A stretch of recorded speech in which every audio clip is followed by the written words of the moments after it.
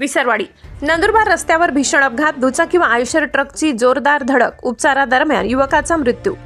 नवापूर तालुक्यातील विसरवाडी नंदुरबार रस्त्यावरील वडदाजवळ दिनांक 4 सप्टेंबर रोजी सायंकाळी 4च्या सुमारास भीषण अपघाताची घटना घडली।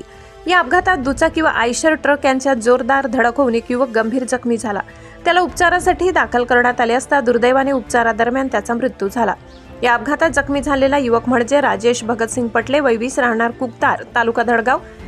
तो दुचाकी क्रमांक MH 39 AK 3853 वरून जात असताना CNG घेऊन जाणारा आयशर ट्रक क्रमांक RJ 09 GD 8841 यांच्याशी त्याची भीषण धडक झाली।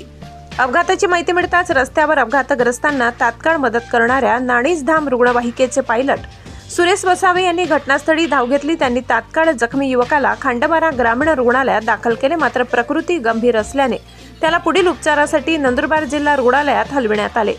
नंदुरबार येथील जिल्हा रुग्णालयात वैद्यकीय उपचार सुरू असताना राजेश पटले यांचा मृत्यू झाला। या दुर्घटनेने संपूर्ण परिसरात हळहळ व्यक्त केली जात आहे।